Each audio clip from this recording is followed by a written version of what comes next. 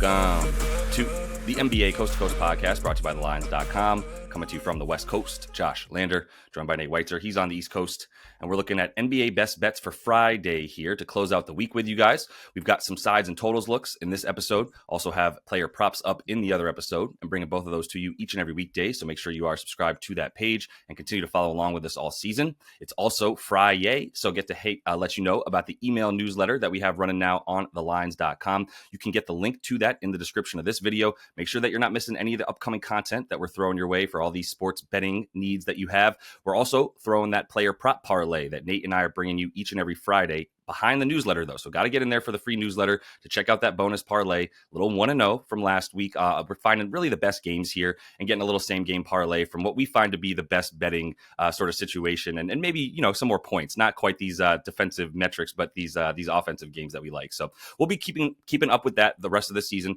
Definitely want to make sure to continue to follow along, but let's go ahead and get right into your first best bet here for Friday night, Nate. Yeah, I mean, you got to get the points because they don't let you parlay a lot of unders with different things, right? You get the 25 plus, you have a lot more options than an under. But yeah, I am taking an under here for the game for OKC against Portland. OKC is sitting or lists 8 dudes on the injury report, and the total is 230.5. And I'm just like eyebrow raised at that. When you have at best case scenario a starting lineup of Caruso, Isaiah Joe, Aaron Wiggins, Chet, and big Jalen Williams with a bench of just G League players, right? Not a single NBA player. Like, they're gonna have to bring up the whole G League, and OKC probably has a fantastic G League team. Like, I haven't looked into this too much, but it is still not, for a 230 total against a team that is a top 3 defense over the course of the last 2 months. The Blazers, right? It's not like this is a high scoring like Memphis or I don't know, the Knicks or like some team that just constantly plays shootouts. Like, Portland's been playing low scoring games. They might not have Denny Avdia here. Their top 3 lineups in minutes without him have an average 100 offensive rating. So that would be a big loss if he can't go with the quad. Jeremy Grant also questionable here. Also no Ayton, and no Rob Will. So it's all Klingon, who scores like 2.5 points a game and just plays good interior defense. So like, if it's both Klingon and Chet's able to go for OKC, I mean, that's just very good interior defense. So now you're counting on a lot of guys who don't have a ton of reps hitting outside shots, depending on Anthony Simons to go off against the Thunder team that he's shot very, very poorly against in the last 3 seasons, 35% from the floor, 15 points a game. They do still have Caruso to throw on him. I'm sure they have other guys who can hound. But I mean, it's more about just like where does the OKC offense go? I talked about this the other day that like SGA just like drags the offense so often, and he just drives these overs. He has for weeks now, and that's why he's finally getting a day off. And I can't remember a time where both him and J-Dub are sitting, except maybe like last day of the season, right? You can't even find lineups without these guys. Without both these guys on the floor but the first lineup without SGA and Hartenstein has only a 96 offensive rating. The only game he sat this year, they only scored 98 against Dallas, and they averaged 107 the last 5, including 4 last season. J-Dub has struggled even when he's been in there as the number 1 option. Now Aaron Wiggins, I guess, is the number 1 option, and you get Toumani Camara on you if you're that. So I don't think he's going to continue his hot scoring stretch where he was like a mere afterthought for most defenses. Now it's just like, all right, let's see what you can really do as a primary scorer against a good defense. Yeah. I see what you're saying. I like you said, there's not much to work with.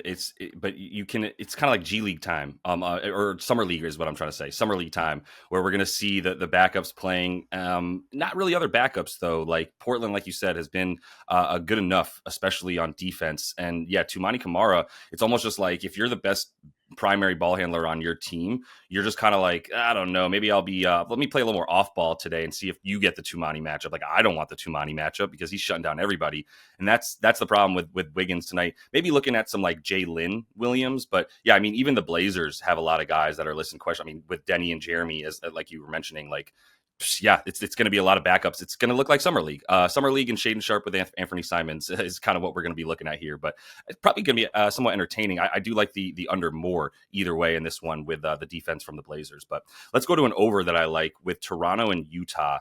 And I'm going over 229 in this one. It's a similar situation here for the Jazz, right?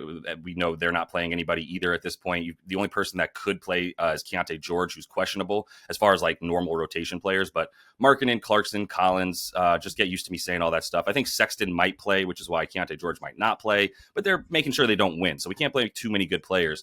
Either way, if we do get Sexton out there alongside Isaiah Collier and then Flip and Bryce Sensabaugh, those four, especially continuing in the starting lineup, have been pretty much a walking over as well. Utah playing pretty fast here over the course of their last like 10 games or so, back up to 7th at pace, 4th in their last 5.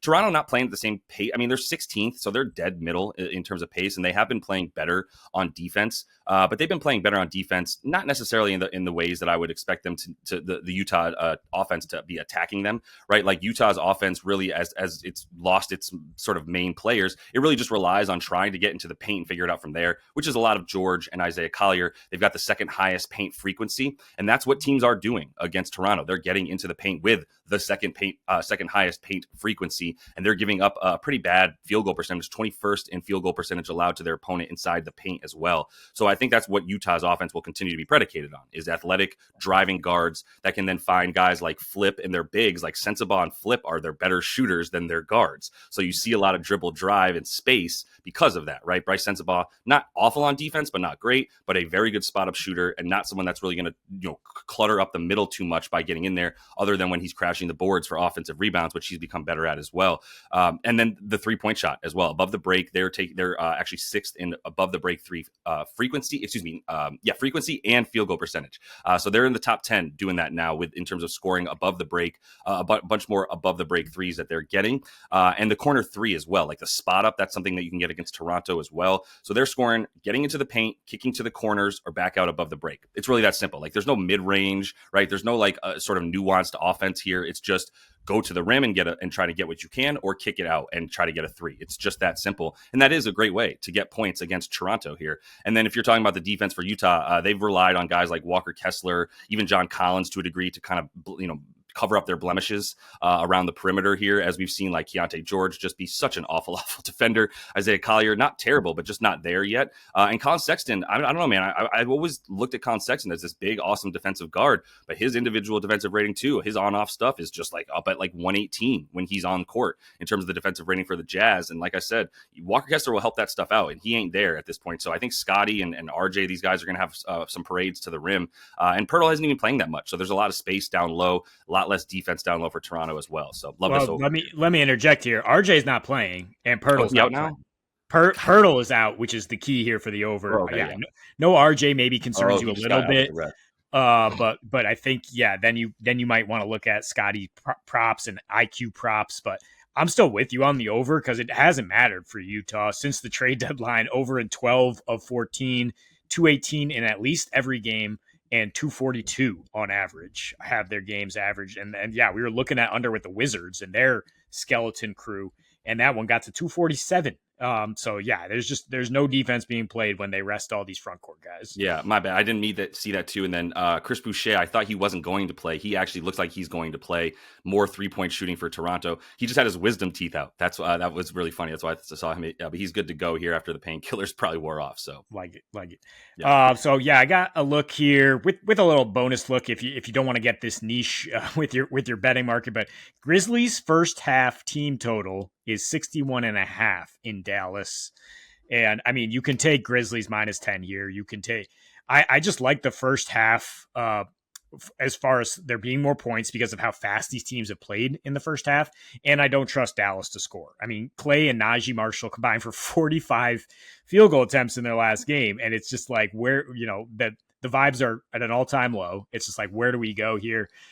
But I really, really don't trust their defense, especially when you see Omax and Kai Jones aren't even playing again. So as far as like rim protection, it's 16 minutes of Dwight Powell in a prayer, I guess, Dwight Powell is one of the worst rim protectors in the league and has a nice 134 off defensive rating in the limited minutes he's been able to play in his last 3, as they've allowed 71, 60, and 77 in the first halves. 2 of those against the Bucks, who are the fastest paced team in the league since the All-Star break. And Memphis, if it's just first half, is the fastest paced team as well. 108.7 pace in their last 3 first halves. They've really just fallen off a cliff. From a shooting regression perspective, they just like cannot hit a three to save their lives here. Still scoring 59.3 though in the last 6 first halves. And on the season, when they shoot about a league average 37%, they average this 61. So they're right there. And now you got a Dallas team that can't defend. Yeah, like I said, last 3 first halves, they've been up in pace, 102.5. That's without Kyrie. 130 defensive rating. And they haven't been able to score much, but I think Memphis, when you literally have the 2 of the worst paint defenses in the league, and you're playing with this type of pace, it doesn't matter actually if Memphis can hit threes or not, right? It's just going to be like they're attacking. Ja's out there. They're trying to end a 4-game skid here. They should come out on fire and get like 68 in the first half, I think. And if you do want a game full total, like I'm going back to this Hornets under, which is 109.5 at FanDuel as they host the Cavs. They were so lucky, or anybody, I was unlucky because I got the closing at 108.5 on their under against Mini. What a late 3 gets them over that. They had a hot start, but Cleveland ain't messing around. They have nobody on the injury report. They have an elite defense, both inside and out. They held Charlotte to 103 in 2 meetings this year at a 94 pace. I don't think Charlotte is getting many points in this one. No, Mark Williams already ruled out in that one. Not sure so we're getting a lot of Nurk. So do with that what you will. Musa Diabate and Nurkic are getting the center minutes for the Hornets tonight. Not going to help much on like a pick and roll with LaMelo. So I totally agree. I'm really interested to see actually how Cleveland defends LaMelo tonight. That would be the one thing that I'd be scared for Cleveland moving forward in the playoffs is like, can you stop the primary, ball handler and primary scorer on the other team with like one guy? Or is it really going to, is Kenny Atkinson really going to be forced to like collapse his defense and give up more spot up in open shots in the playoffs? If you can't defend a guy like LaMelo one-on-one with some sort of success, then you're going to be in trouble against a much better team with a player like LaMelo who will be able to find shooters. So that's kind of the matchup I'm watching, but I don't think it's going to matter. I agree this is a really high total for the Hornets, and it's going to take Cleveland coming out sleeping, which they've done before, but yeah, that's a little bit less of a likely scenario where they just come out and sleep so bad that they give up 110 or more to this offense. But let me go to an over on a 110 team total here for the Minnesota Timberwolves against Miami on the road.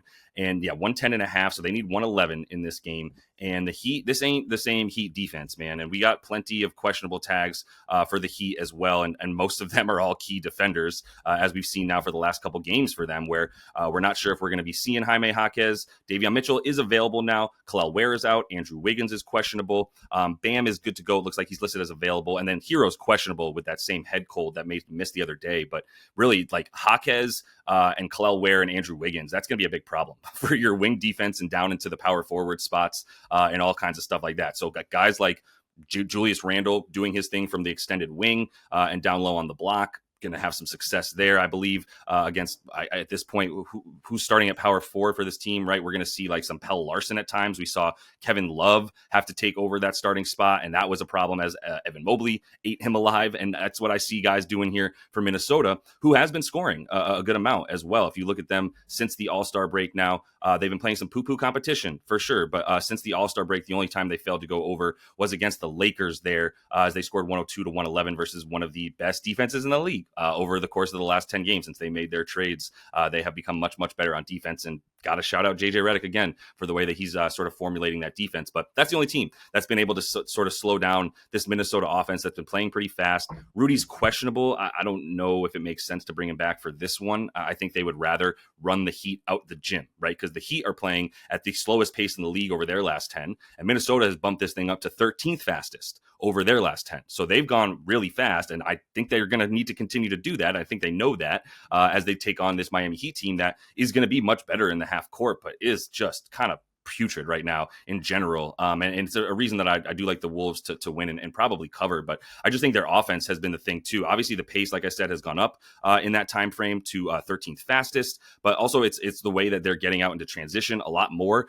They're actually 30th in transition frequency on the season. In their last 10 games, they bumped that up to 12th. So they are getting back out into that fast break. And then you see the assists coming. They also have a top 10 assist percentage in their last 10, which is something that they were missing in the earlier part of the season as well, which comes from pace and space, which you don't get when you play a lot of Rudy Gobert. I just feel like we're seeing once again the topic come up.